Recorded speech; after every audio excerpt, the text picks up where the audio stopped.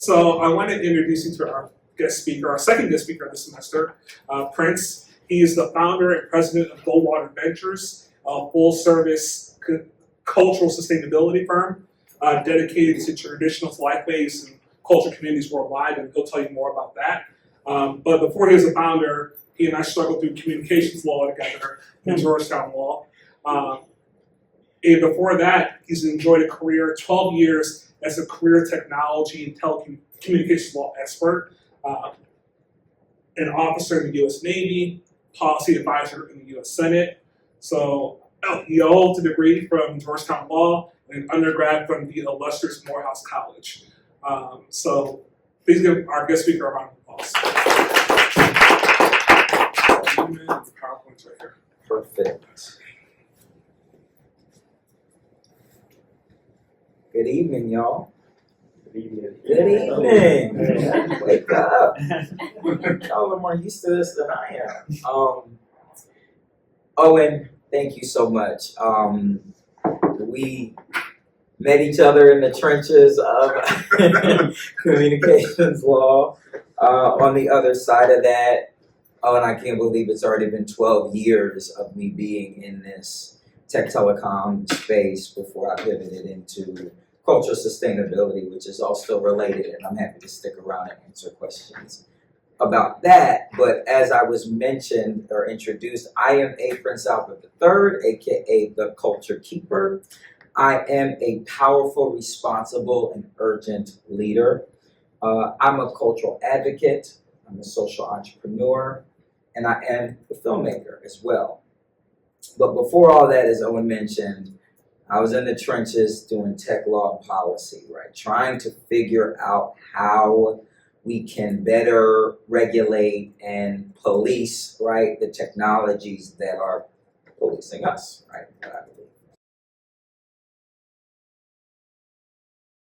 I'm going to give you my final thoughts, okay? I've been pushing y'all with an agenda.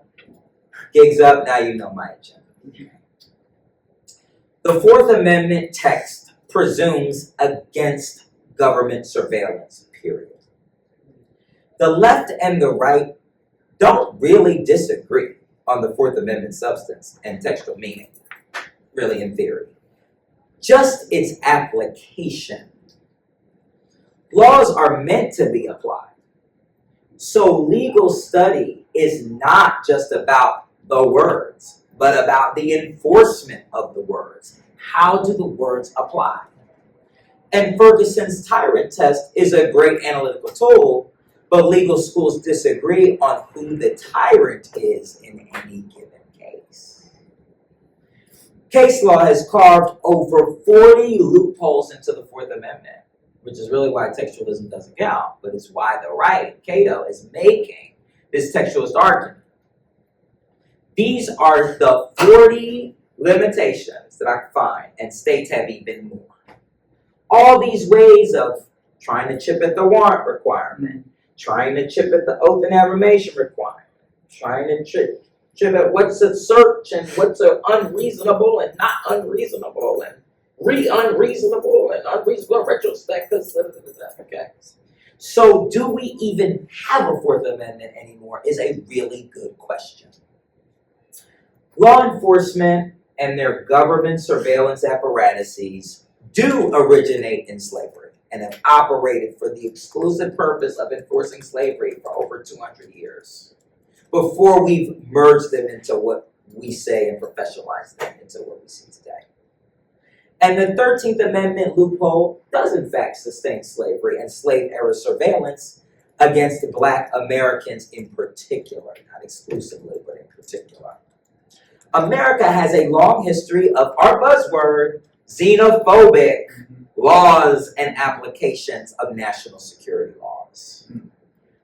These are a few of them, and the last two are very recent.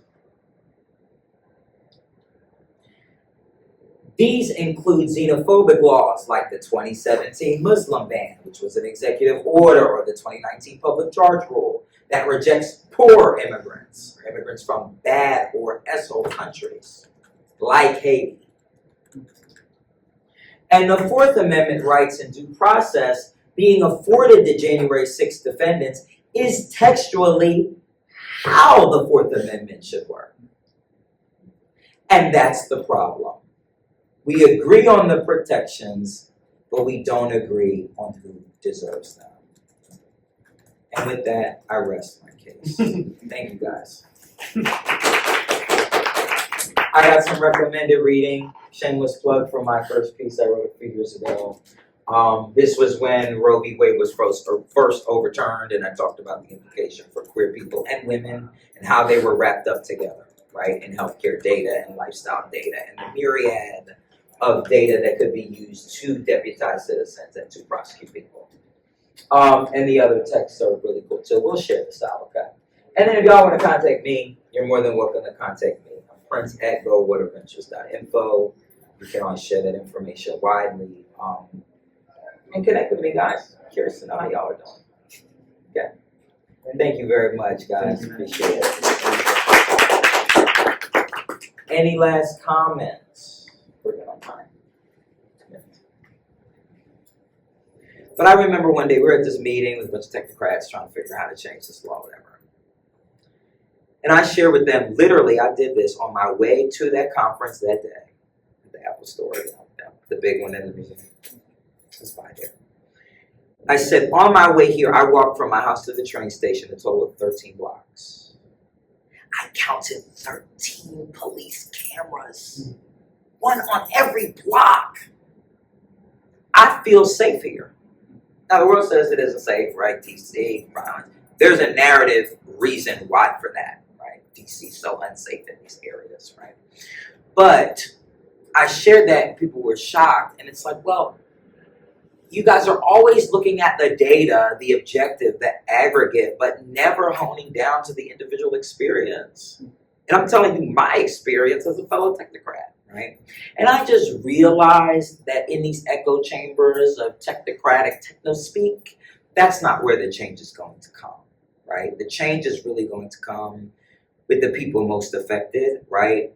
That are the people that I come from. So I can still bring technocratic knowledge and know-how, right? And really empower people with like more activist knowledge and ways of really answering technocratic inquiries, right? With technocratic answers that are based, as you were suggesting, right, altruistically, in real world experience, right? Non-technocratic speak experience.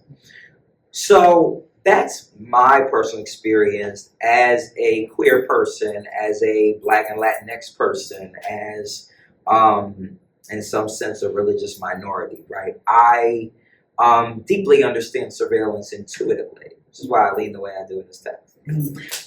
Because, yeah, it's been a part of my experience, it's been a part of my life and the lives of the people closest to me, right? Professionally, there's a really cool project that I'm doing. So my firm, Cultural Sustainability Firm, we really focus on cultural programming, right? But it's not just to like throw a cultural party.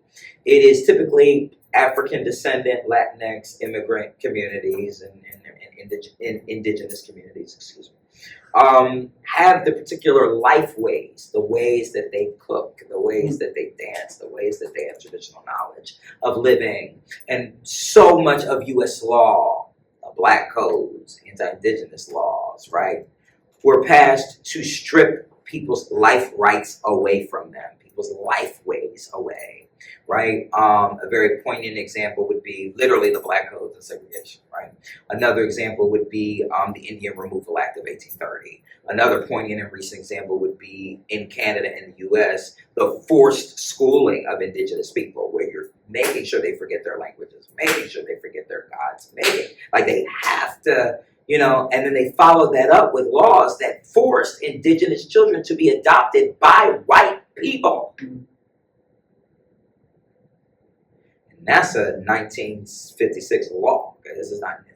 So I am currently on a research journey inviting, right, students of various backgrounds, but particularly focusing on law students at this time, to help me essentially catalog all of the laws, right, that have suppressed cultural lifeways of these people, But how, okay, you strip the life ways, but they have an economic purpose, right? Usually for subjugation and enslavement and utility, for another class of people, right? An exploitative relationship. And so what was taken from our people, how do we get that back? And it's not, the reparation starts with the spirit. It starts with, how can I relearn the languages that I was forced to forget? How do I relearn the ways that I grew vegetables before my land was taken from me? How do I, right, like pray and do all these things before those things were stripped from me? So, and how those laws were put into effect and executed so flawlessly was through surveillance. So, though not explicitly police surveillance, there are other means of surveillance, right, that you're going to hear about. My work is really anti-surveillance. You know, I think I have personally moved from the technocrat to, okay, that's a tool set and a toolbox I can pick up and take in any room. Okay, I don't just have to use it in this room. Which is why I kind of moved around the country and spread out in DC. But I always find my way back because I love Georgetown and y'all are really smart and great. Anybody else got any questions? And I don't want to hold anybody if you have to leave here. All right. Yeah, go. Yeah. Thank you guys.